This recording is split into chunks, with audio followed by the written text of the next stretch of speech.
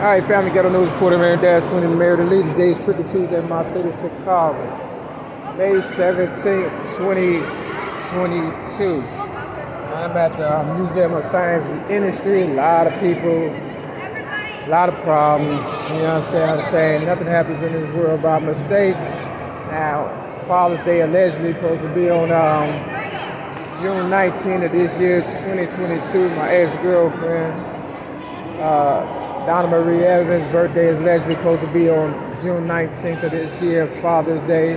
I'm at the legacy of Julius Rosenwald. I'm trying to wait. I try to take a picture, but I can't really see it, so this is what it says.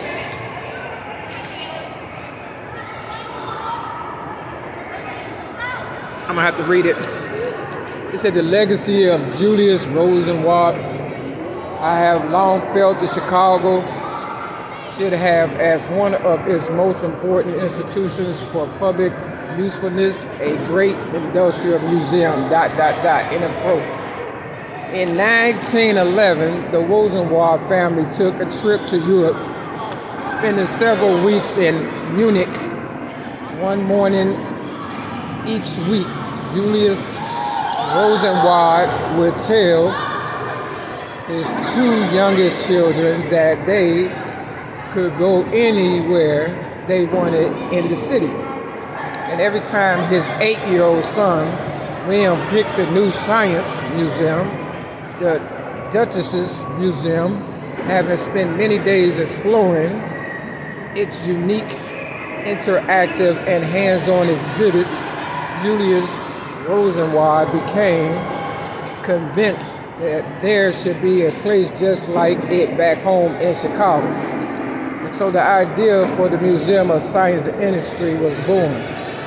Julius Rosenwald found success in retail, first with his own clothing company, and then as part owner and president of Sears, Roebuck and Company, a mail-order firm that Rosenwald helped build into one of the biggest companies in the world.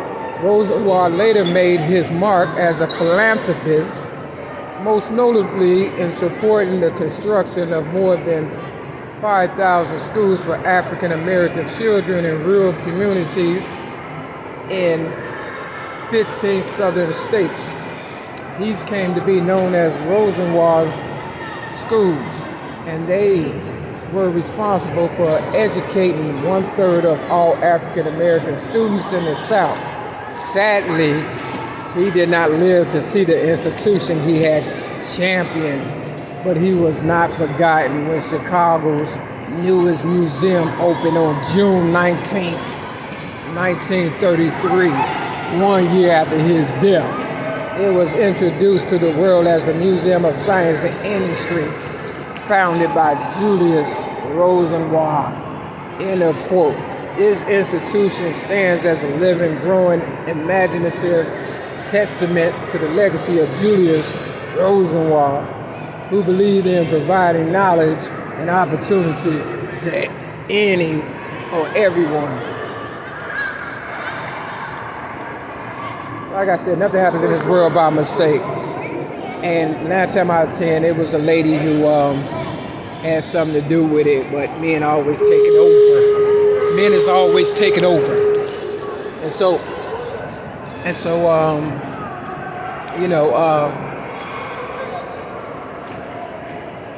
why, they don't want to give me nothing for Father's Day. You understand what I'm saying? Like, after all that hard work I've given to the men in my building, 6210 South Kennebuck Avenue, Chicago, North 60637, apartment 308. They just wanted to suck the information out of me and then lay claim to it or whatever and stuff. And over downstairs, they got anonymous donations or whatever, and it's got 6 and 7. I was born in 1967. May 25th, I have a birthday coming up, and they're trying to kick me out my building. That's mine. So it's a takeover, and a lot of this has changed since, I've been here last time or whatever and stuff. It is what it is. No colored people, no Native Americans, it's Africans and foreigners, and I don't have a problem with sharing, but at the same time, I don't believe,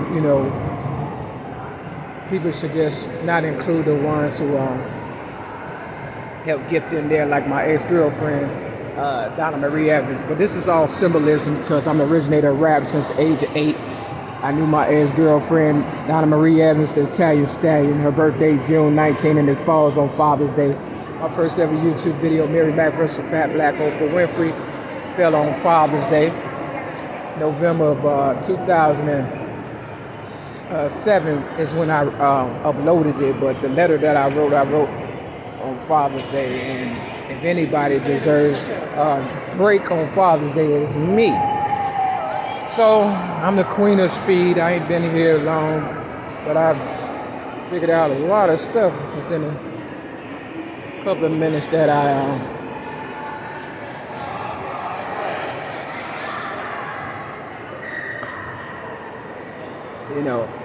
just looking around. So basically, they're just trying to pimp us for our information or whatever and stuff. So after my birthday, I'm gonna have to shut down my mind or whatever because games are sold and not told, right? And they're gonna exploit us anyway. So might as well just not tell them nothing because they're not telling us anything. You understand what I'm saying? Real talk. All right, nice car. Let me see if it's a T-top, drop-top Cadillac truck up in here. They trying their best to kill me. I might end up being homeless for real because the men in my building is getting on my nerves. And, these people are not our friends. Real talk. They want to bring back all that old stuff. And they don't want to include us real hip-hoppers, rappers, and all that. But they did say they got a country, museum up in here. So, they just used our money, influence, and labor to, this is still here to, do them.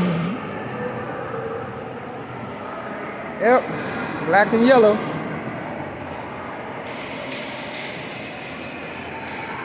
Alright, the railroad, man.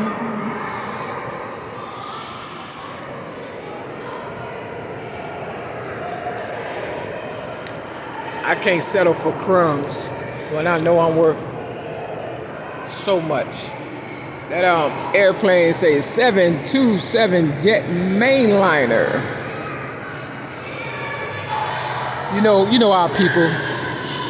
We the best. You know what I'm saying? You know it. All they did was copy. We worked our ass off. They watched us and they came up.